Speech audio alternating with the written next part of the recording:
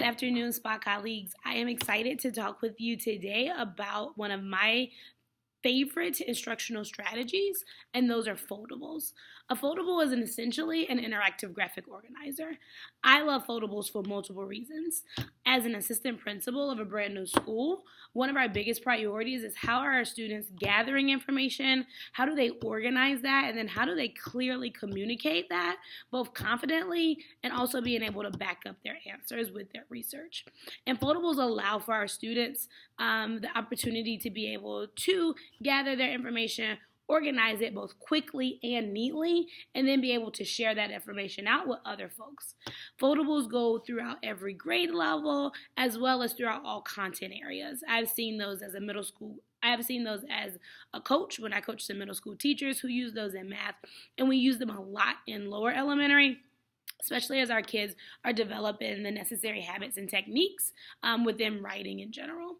Today I'm going to show you a few ways that we can both make foldables and accommodate those foldables to each content area, and hopefully you'll be able to walk away with an idea of how this could fit into your own classroom so that your students can both organize information, gather information, and share that information confidently with other folks. One of my favorite graphic organizers is a Venn diagram. I love when students are able to compare and contrast both topics, numbers, strategies, etc. As a lower elementary teacher, it was really difficult for my students to focus on that higher level thinking that happens when you're looking for similarities. That little itty bitty space in the middle of the graphic organizer can sometimes be very difficult. So when I am making a foldable, I literally am going to draw my Venn diagram on the outside. I'm going to fold the paper, hot dog style, in half. I'm going to lift up the first flap and just make two little slits with my scissors inside. This allows for me to focus on one topic, on another topic, and then gives my students a larger space to write their similarity. I can add lined paper in here if I needed to, as well as colored paper in here if I needed to for some of my students. One thing I love about photos is the easy accessibility to adapt it and differentiate it, whether it is for ELL learners, learners who are gifted, or learners who are just struggling and need to organize their thoughts. Foldables are a good differentiation tool. So my students read a book the other day where they were talking about dogs and cats and how the dogs and cats were acting and responding to different challenges. So in a foldable like this, I would be looking for them to talk about the ways in which the dog responded, as well as the cat, and then in the middle, just like they would in a Venn diagram, the similarities for both like how they responded, how they acted, or even how they felt. And I am looking for writing. At lower grade levels, I could even be looking for a picture to go up here to match their writing, since that's something that they work quite a bit on, or a picture and then labels that go along with their writing too. So Venn diagram easily turned into foldables with lots of space to articulate that information. This foldable is an easy flip book. The way that you create this is you take 3 pieces of paper. You actually want to stagger your 3 sheets of paper, and then you want to fold in the inside where your colors match each other. One more time, you take 3 sheets of paper, stagger those 3 sheets of paper. I like to use different colors. It's easier to see. And then fold that in the inside where the colors match up. So if you were folding this way, you know that would be incorrect because you don't have the same colors matching up. Once you do that, you would then label whatever it is that you're focusing on. This is a foldable that we've also used at our school in math as kids are starting to explore how to represent, decompose, and compose specific numbers. So in the event of this foldable, the topic is 32, whatever that number is that they've chosen. Then they have to write that number in word form. An example looks just like that. Then they go down into expanded form, where we're looking for them to break that down into the numbers and then break that down into how many 10s and 1s they see. They also go into modeling the 10s and 1s. You'll see below that each number goes along with that picture, so 10, 20, 30, 31, and 32. And then you'll see that in real life. So shout outs to my Panthers who are doing a really good job. # keep pounding. I might see 32 Cam Newton jerseys since he's number 1, and that would be 32 of those in real life. And then a fact family.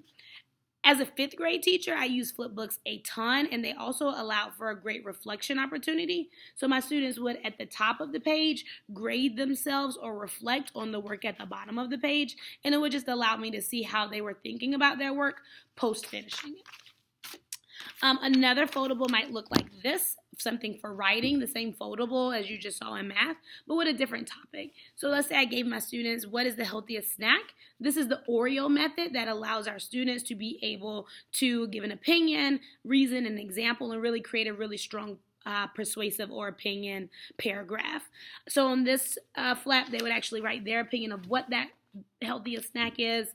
On this flap, they would give the reason for that snack being the healthiest one, an example for why that snack is the healthiest one, whether they've read about it in a book or whether they've seen that in an article or a current event, and then the opinion restated.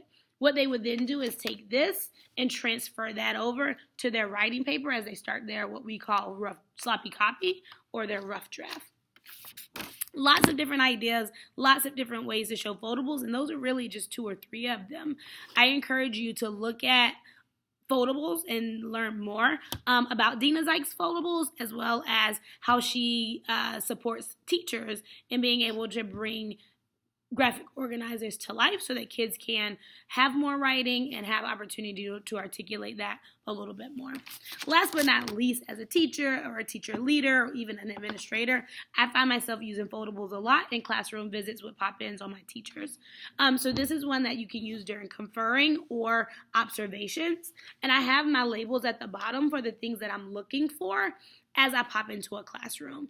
This week in guided reading, I was looking for really strong hooks, as well as making sure that my teachers were delivering a clear and concise introduction of the book and showing those sight words before the book.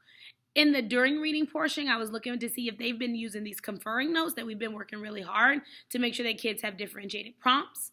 And in the after reading, I've been looking to see how our students ask to respond to the reading through writing. So I did something very similar to this. Took my flap, folded it a little bit, and just left a place for me to have a title at the bottom because these are my focus areas, whether they're before, during, or after reading. Took my scissors and cut straight through where my lines were. And then as I popped into classroom, it was easy for me to pop open a section and say to myself, yep, I see Brandy giving a concise hook, using her sight words in the beginning, using her conferring notes in the middle. Here are some of the questions that I heard her ask. And then after reading, I didn't see our kids do any writing around it, but they were having a really great discussion. So at the end of the week, I'm able to literally open this up and see how my teachers are doing in regard to my priorities for the week. And I just love it when instructional strategies also help me support instructional strategies at my school. Like I said, Dina Zykes would be a great person to look at. She is the queen of foldables, and I would love to hear any feedback that you have on this video. You can leave your comments below, as well as posting pictures, tweaks, and bedazzling that you've done to foldables for your students to be able to articulate and gather that information. Thank you so much. Have a great night.